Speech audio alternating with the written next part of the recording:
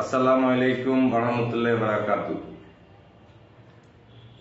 ভাই ওই যে আপনার এই বালিশ খেলা সবাই তো জানেন, ওই পিকনিকের মধ্যে মাঝে মধ্যে দেখতাম আর কি। তো এখনো চলে অবশ্য বালিশ খেলা। তো এখন বাংলাদেশে বিএনপি হইল একটা বালিশ।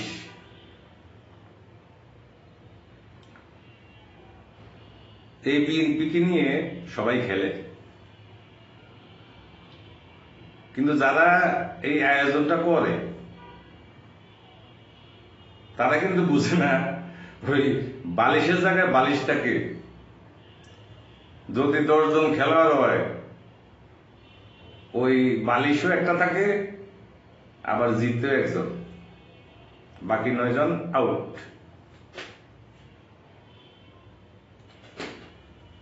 শহীদ প্রেসিডেন্ট জিয়া রহমানের চলে যাওয়ার পর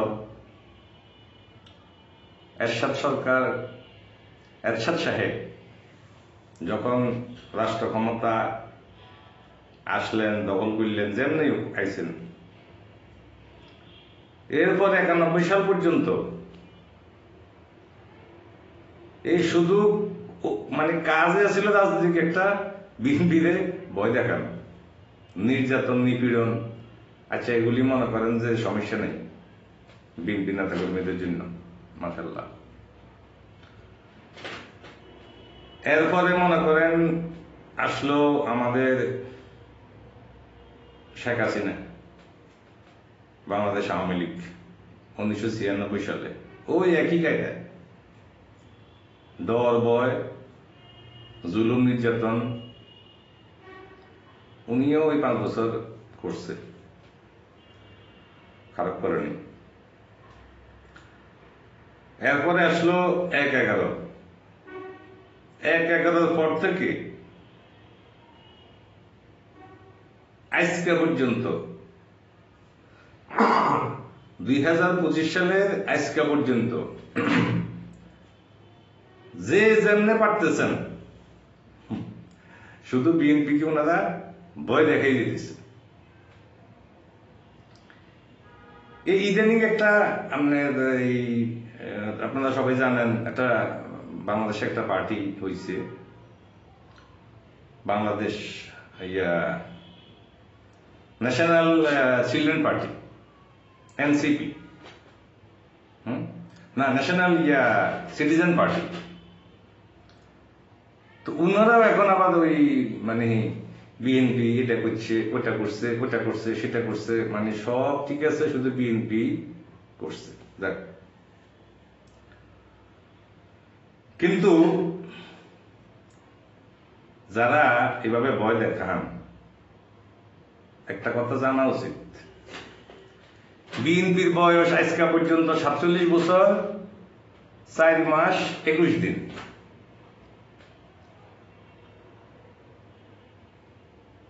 ক্ষমতায় আছিল 13 বছর 3 মাস 29 দিন আজকে পর্যন্ত আর কি। আর এর বাইরে 34 বছর 1 মাস 11 দিন। এই 34 বছর 1 মাস 11 দিন আজকে পর্যন্ত বিএনপিরে শুধু যে যেমনে পারতেছে ভাই, শুধু ভয় দেখায়। যাক, কি লাভ হয়েছে? লাভটা কি হয়েছে? বিএনপি জায়গায় আছে, কারণ এটা শহীদ প্রেসিডেন্ট জিয়া রহমানের আদর্শের দল। শহীদ প্রেসিডেন্ট জিয়া রহমান এই দেশের শাসনভার নেওয়ার পরে বাইরে যে কাজগুলো করছে, লেখা আছে ভাই, আমরা ছোট ছিলাম, যাক আমরা কত লেখাপড়া করি, যা পাইছি বা বাপমার মুখে, আপনার এই মুরব্বীদের মুখে যা শুনছি, আলহামদুলিল্লাহ কাজেও এটার প্রমাণ পাইছি। কেউ কি বুকে হাত দিয়ে বলতে পারবেন যারা বিএনপিকে বিরোধিতা করেন যে 19 দফা কর্মসূচি শহীদ প্রেসিডেন্ট জিয়া রহমান প্রণয়ন করেছিলেন, এটার শতভাগ বাস্তবায়ন উনি নিজে করেছিলেন এবং বিএনপি ক্ষমতায় আসার পরে এর ধারাবাহিকতা চলবে। এই বেশি না, 2016 সালে বিএনপি ক্ষমতাও নেই, দৌড়ে উঠবে। আমাদের তৎকালীন প্রধানমন্ত্রী দেশনেত্রী খালেদা জিয়া 2016 সালে ভিশন 2020 ঘোষণা করেছিলেন এবং সেই ঘোষণার মধ্যে দ্বিকক্ষ বিশিষ্ট সংসদের উপর জোর দেওয়া হয়েছিল জবাবদিহিতা নিশ্চিত করার জন্য। উনারই হাত ধরে আজকে বিএনপির ভারপ্রাপ্ত ভাইস চেয়ারম্যান, আজকে না মানে 31 দফা উনি দিয়েছেন, সব দলের সাথে সব মতের সাথে মিলিয়ে 31 দফা দিয়েছেন। আমি পড়েছি, সবগুলি পড়েছি, মুখস্থ হয় নাই, তবে 19 দফার কিছু কিছু মুখস্থ আছে। তবে সবারই উচিত এগুলি একটু আপনার ইয়া করা, পড়া, জানা আসলে কি বলছেন আর কি হয়েছে কি না, এটা যার যার আঙ্গিক থেকে এটা আসলে করলে মনে করেন যে আপনার নিজেরও জানা হইল আর একটা লোকের কর্মকাণ্ড সম্বন্ধে জানা গেল।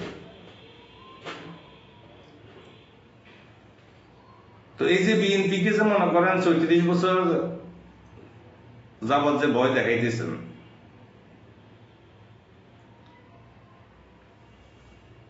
বিএনপির কি রাজনৈতিকভাবে কোনো পতন আছে?